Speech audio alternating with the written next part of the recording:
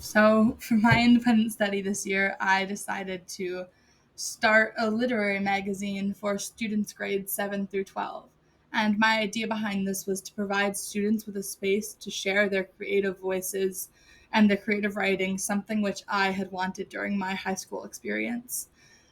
Basically, I designed a website and established these submission guidelines, which restricted length, not content, and also just like I outlined what type of writing I wanted, which was like short stories, poems, flash fiction, and creative nonfiction. And all of this started with me learning how to build a website. So I used WordPress as my processor, and I had never used WordPress before. I've been editor of the newspaper here for 3 years, and that website is on Wix. So, learning how to build a completely new website was something I was super excited for about this independent study. And as you can see here, I went from a very, very basic site template to what I have now with my multiple tabs, an about page, and down here I have a place to click for submitting.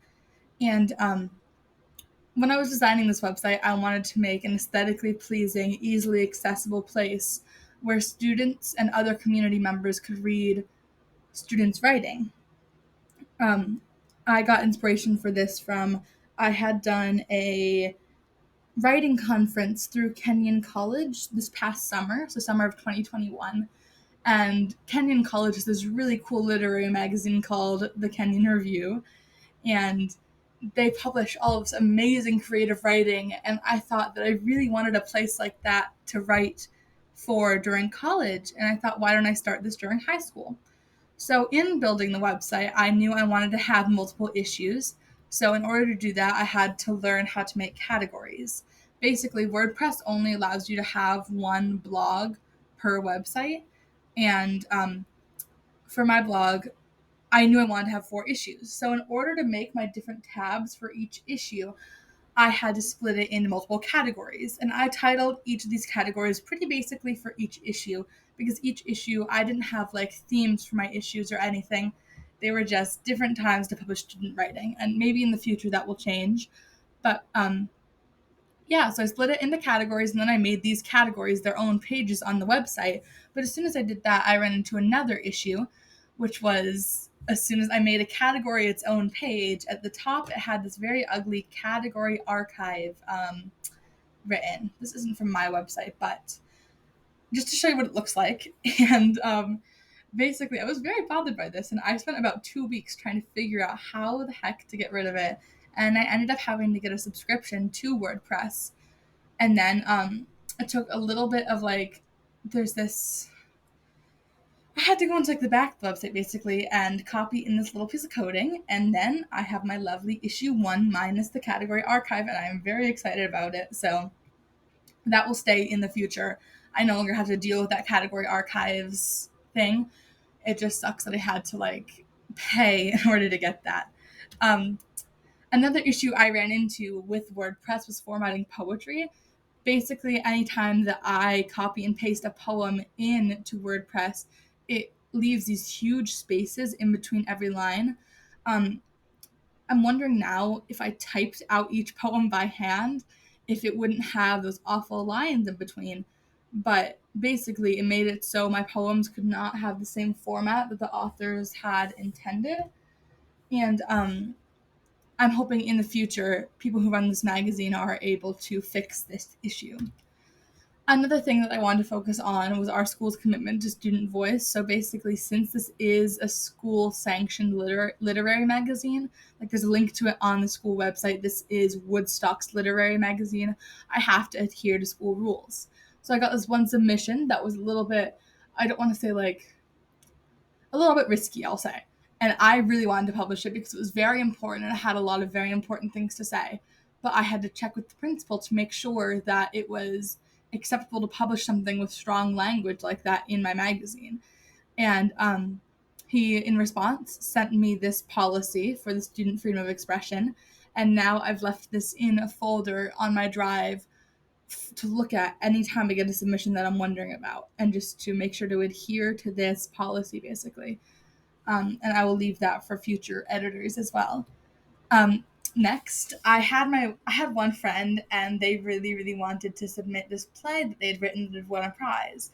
And I, of course, wanted to publish it, but with my written submission guidelines, it didn't quite fit the length limits. And so I decided to publish it in 3 parts, one for each of the scenes. As you can see here, besides my irregular capitalization in those scenes, it turned into an opportunity to explore serialization and explore how would someone publish a longer piece on a website that had such strict word count limits, which was an excellent learning opportunity. Another part of my independent study that I really want to explore was my own writing. So I have been so super, super passionate about creative writing since middle school. And I've even written my own book, and I've written countless short stories. And so I wanted to make sure I didn't lose that love as I was uplifting other students' voices. Um, so I ended up submitting, I think it was 5 pieces to the Scholastic Awards. It ended up that I won 2 silver keys on the regional level and 1 gold key. And that gold key piece went on to national judging. And on the national level, I ended up winning a silver medal for my flash fiction piece called Pixie Dusted World. And one of the silver keys I won was for this poem, and that entered another competition just from winning a silver key of all Vermont poets who had won Scholastic Awards. This was through Poetry Out Loud, and I ended up getting my poem published alongside this bio and photo of me. So I was really happy to continue my own creative writing while still uplifting the voices of students. Next, I was I was emailed by a member of the Vermont Standard, and they wanted to write an article about my literary magazine that I'd started this year. And so I ended up getting a full-page article talking about my desire to why I started the magazine, the importance of the magazine at the school, and they even captured the voices of 2 of my writers. And it was just so amazing to see my magazine reaching not only the school community, but the greater Woodstock and the greater Vermont community. It's just insane to see that my work is out there now and that these students' voices are being heard, which is exactly what I wanted out of this study. So, what have I learned? I have learned how to build a website. I mean, I am not very tech savvy, and so it was amazing to learn how to better navigate WordPress and website building in general.